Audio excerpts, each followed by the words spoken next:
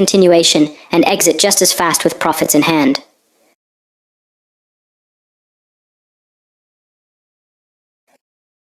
Finally, let's break down the drop-based drop. First, we have a clear drop. The market is in a downtrend, and sellers are dominating. The price then pauses briefly, forming a base. This isn't a sign of a reversal, but rather, it's a moment where institutions are setting up for the next wave of selling. What comes next? Another sharp drop, as the selling momentum resumes. This base forms a supply zone, a key level where institutions have offloaded their positions and are ready for more downside pressure. Now, let's move to a real chart to see the drop-based drop in action. First, we see a strong downward move, followed by a pause where a base forms. This base is where institutions are quietly gathering their sell orders. After this accumulation phase, the market drops sharply again. Smart money doesn't sell everything at once. If they did, they'd disrupt the market. Instead, they sell gradually, allowing the market to accumulate liquidity. Then, they manipulate retail traders and sell again, forming this drop-based drop pattern, a clear smart money footprint.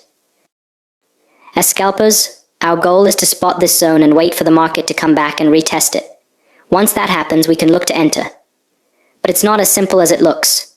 There are more details and conditions you need to be aware of, and I'll explain those next in this video.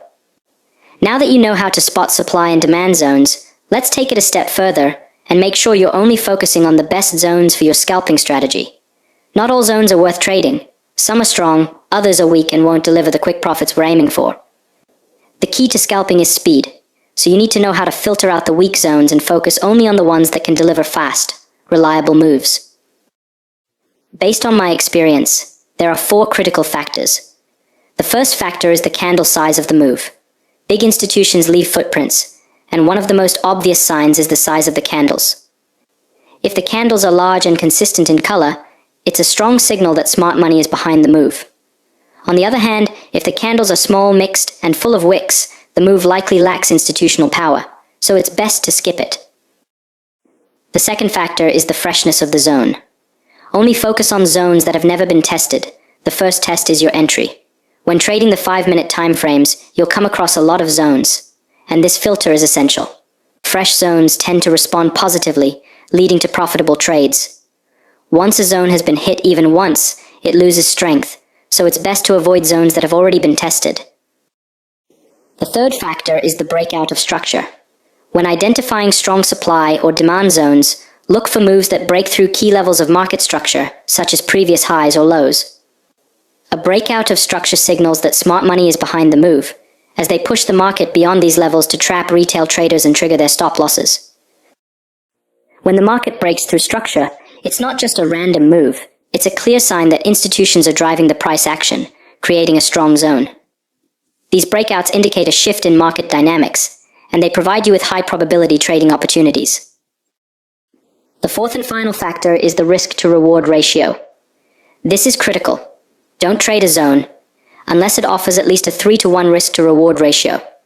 If the potential profit isn't at least 3 times your risk, it's best to skip the trade, even if the zone looks strong.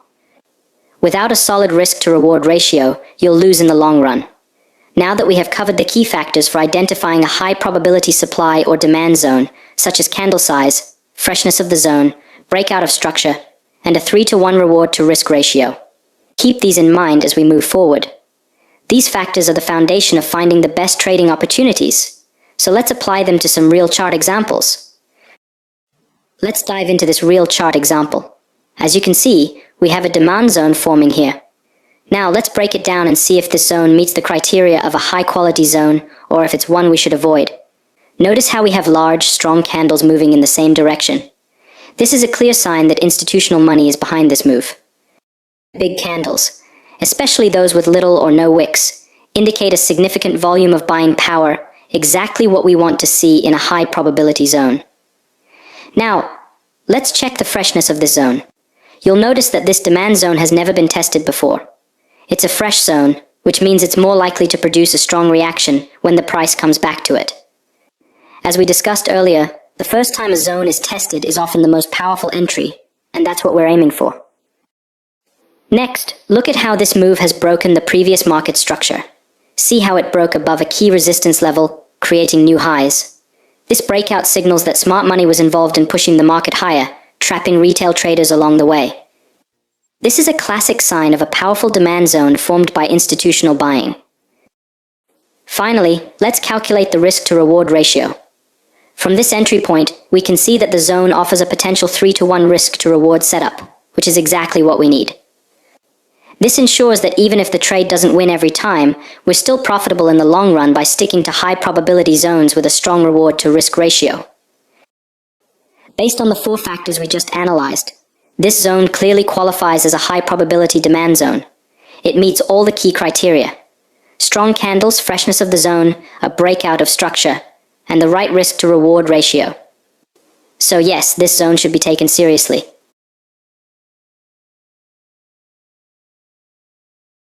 But before you rush off to trade it, remember, we're still in the process of filtering. This is just the foundation. There are more critical conditions to be respected before you take action. So don't stop watching now. There's much more to come that will help ensure you only trade the best zones with confidence. Now let's look at another chart example, this time a supply zone. We'll quickly run through the 4 factors to see if it qualifies as a high probability zone. First, check the candle size. This shows strong selling pressure, likely driven by institutional money. Next, the zone is untested, it's fresh. No previous touches, which means the first time the price revisits this level, we're likely to see a strong reaction. Look at how the move breaks below a key support level.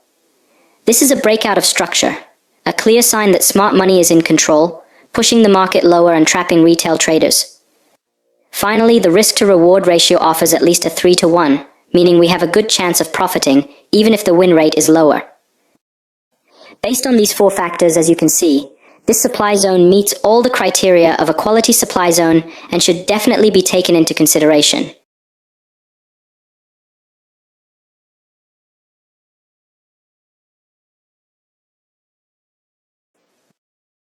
Now, let's look at this chart where we've spotted a demand zone. At first glance, it seems promising, but as we apply the 4 key factors, you'll see why this zone should be ignored. First, the candles making up the move that forms this zone are large and consistent. This is a strong sign that institutional money might be involved, so we're off to a good start. The zone is fresh, meaning it hasn't been tested before. That's another positive, and it suggests that we may see a strong reaction when the price revisits the area. Next, the move does break through the previous structure, breaking above a resistance level, which is what we want to see. However, this is where the problem lies. When we calculate the risk-to-reward ratio, it doesn't meet our 3-to-1 minimum. The potential reward is simply not worth the risk, which makes this trade too risky to take.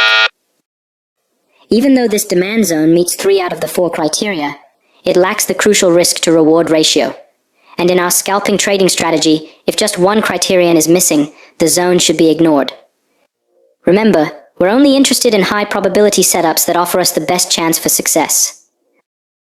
But don't worry, in the 5-minute time frame, you'll always find plenty of zones to choose from. The key is to be patient and disciplined, waiting for the right setup. Alright, now that you know how to identify supply and demand patterns and how to filter out the high-quality zones, you're already ahead of the game. Let's move to the next step.